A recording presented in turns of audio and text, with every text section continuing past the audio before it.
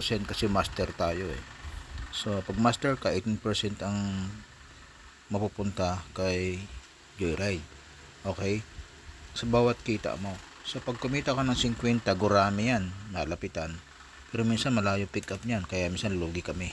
Bakit? Ay babawasan ka ng 9 pesos. Si 50 na nga lang, bawasan ka pa ng 9, di 40 na lang nakita mo. Mahal pa ng gasolina. So yan yon. Ayan. Ayan, no? Pagka 100 ng pamasahe, 18 ang napupunta kay Joyride, 150, 27 na pupunta sa kanya. Okay, pag naka 300 naman, medyo malayo na yun, pagod na pagod ka na nung 300. 54 ang kinuha ni Joyride, diba?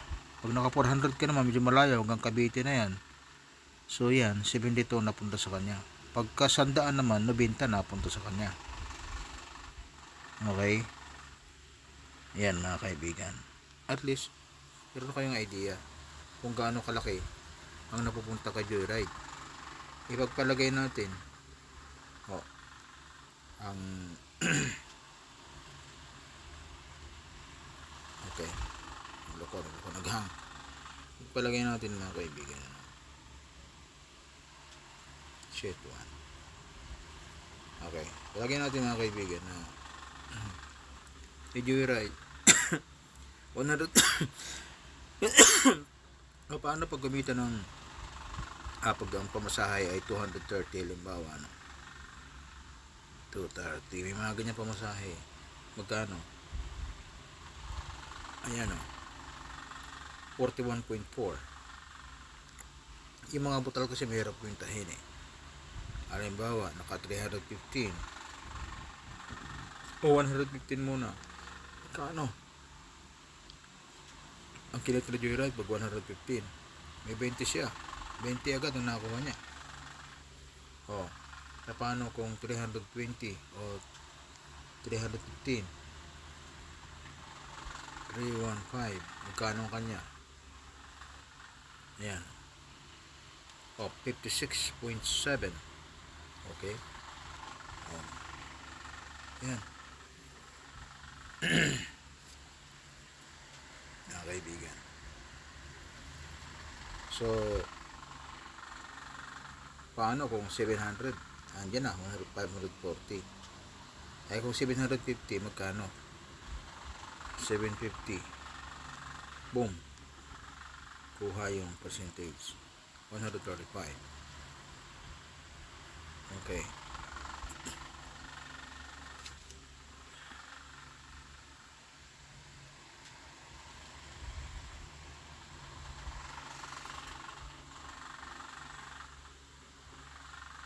kasi dito mga kaibigan, hindi lang natin napapansin, sa kahuli-huli ang biyahe mo, makikita mo nito kung magkano yung kabuuan dito.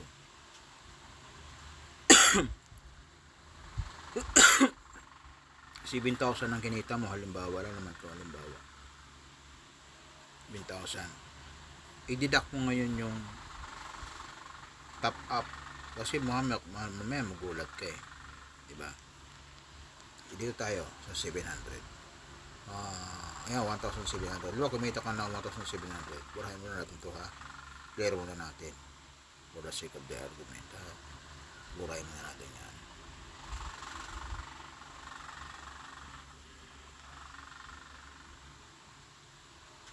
Taga naman lumabas yan, burahin natin, ayan, mabubura ko lahat yan. Okay, ayan, diba 1,700 ang kinita mo sa maghapon kasi nag long distance ka eh. Halimbawa lang ganyan, ang kinita mo 1,700. Okay, paano kung kumain ka, halimbawa food,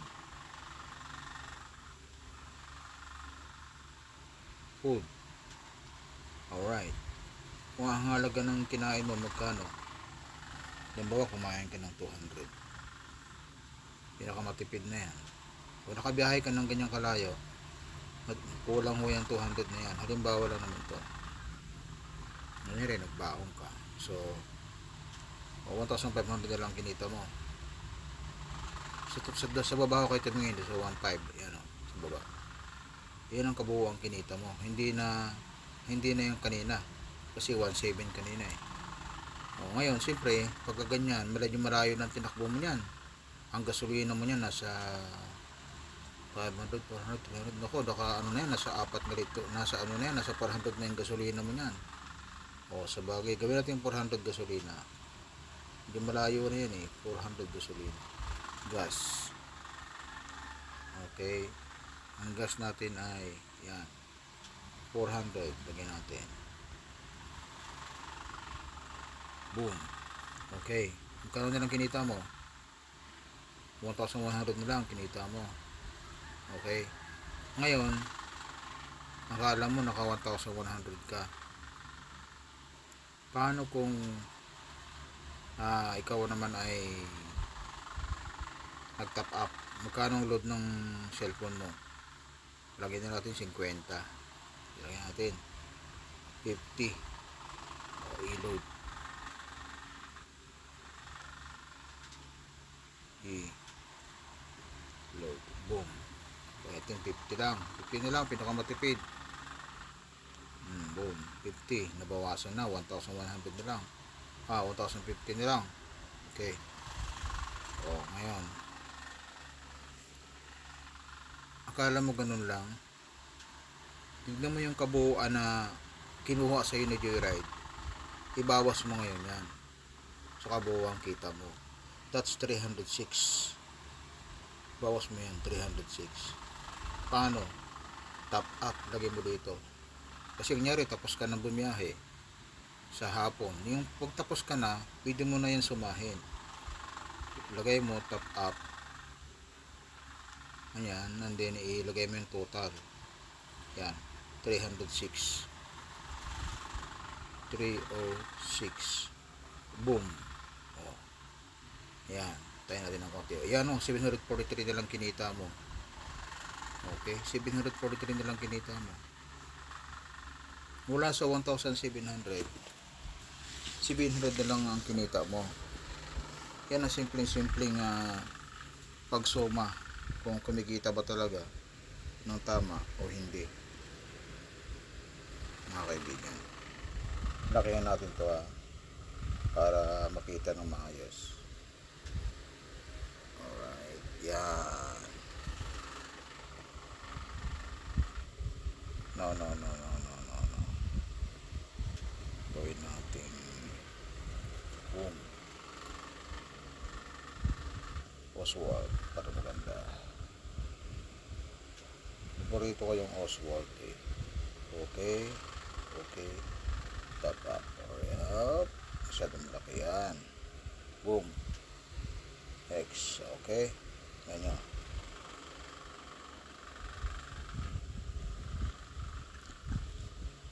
Mga kaibigan. Yan o. Kitang kita naman. Madali nyo makita. So, first ride, second ride, yan. Pinakamatipid na ho na pagkain yan, 200 lang kinain mo. Yan. Tipid na ho yung kasama ng tubig. I-load mo, 50 na nga lang eh. O. Eh kung nagtatap up ka pa, minsan nangyayari, nagtatap up ka eh. Maintain mo yung top up mo. Bawasan pa yan. Nasa 700 na lang yan. Yan mga kaibigan. So ang kinita mo 1,700 kanina. Lumabas 1,700. Pero dahil sinuma mo na ngayon, pauwi ka na eh. Sinuma mo na. Pag suma mo, lalabas ang kinita mo lang 743. Mga kaibigan. Kaya huwag ka na magtaka. Mga kaibigan, kung ang kinita mo lang ay 1,000, di magbabawas ka pa ng kung ano-ano. 1,000 ang kinita mo, makikita mo yung ratio. Ito mga 1,700 oh. So lumalabas mahigit kalahati. Ayun oh, mahigit kalahati ang nawala. So lumalabas mahigit kalahati ang nawawala sa atin, sa kita natin sa kabuuan. Kaya minsan ang hirap kuhanin yung gusto nating kita. Kasi nga mahigit kalahati ang nawawala sa atin. Kung susumahin mo lahat, kasama ang top up, kasama ang gasolina, hindi pa kasama ang maintenance dyan ha. O lagyan natin ng araw-araw na maintenance 50. Pinakamatipid na yan, 50. Dapat yan, ang maintenance araw-araw 100. Okay. Ito, lagyan natin. Dito natin isingit sa una. Ayan. Maintenance.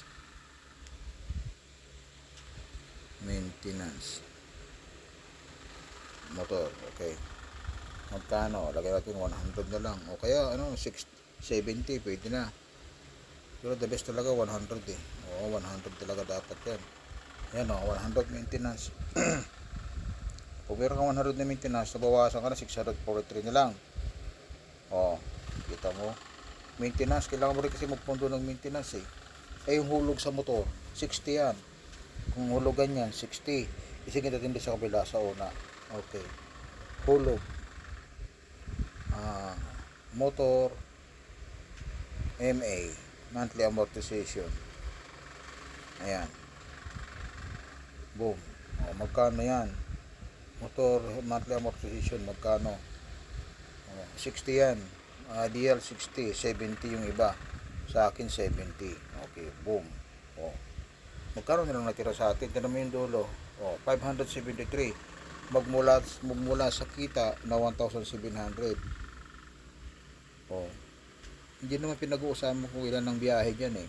Pinag-uusapan din yung kita.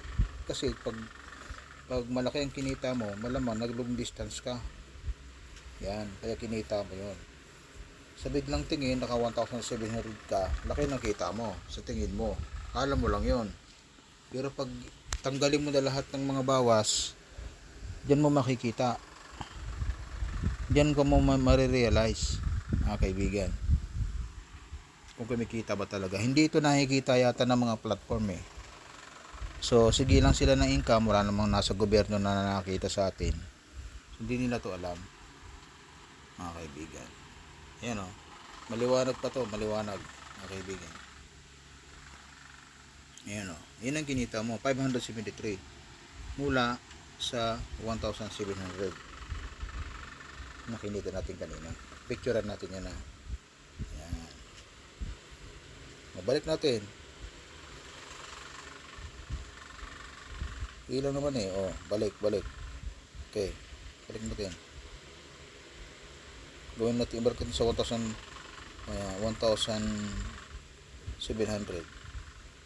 Sige. Yan yan. Diyan tayo nag-stop eh. Di ba mga kasama? Diyan tayo nag-stop. 1,700 ang kinita mo. Hindi tayo lumayo dyan. Tandaan nyo yung dulo, 500. Diba? 500 yung dulo. Kinita mo 1,700. Yan ang suma total ng mga pumasok sa iyo cash on hand. Kasama na yung mga top up sa yung mga pumasok sa GCash. Kasama na yan dyan. Pumasok sa GCash. Hindi pa kasama dyan yung kasama na rin natin dyan yung pumasok sa iyo sa minsan mahirap ma-determine yung yung promo eh. Diba? Pagka promo, mahirap ma-determine yun. Yung promo. Ito lamang sa mga walang promo para malinaw. Ayan So, sige, pag may promo, ipasok nyo lang yung kung magkano binigay sa'yo doon. Kaya lang, makikita mo yun sa top up na. Diba? So, madidetermine mo kung kaya lang sa promo kasi, hindi mo makikita kung magkano ang nakalagay dyan. Promo, ang nakalagay, amount to collect na lang. Hindi naman nilalagay sa promo, hindi nilalagay yung kabuuang yung kabuuang fare, hindi naman nilalagay. Dapat nilalagay yun eh. Para makwenta natin. Katulad nito. Ayan balik natin.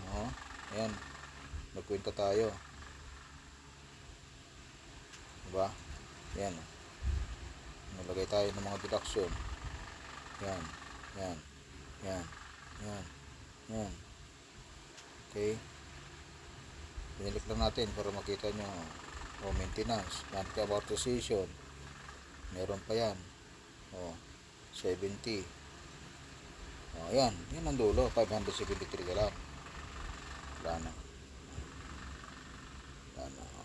Yan ang dulo. 573. Ang resulta. Mula sa 1,700, 573 na lang. Yan lang muna mga kaibigan. Paliwanag lang yan, pahapyaw lang para sa mga hindi nakakaalam.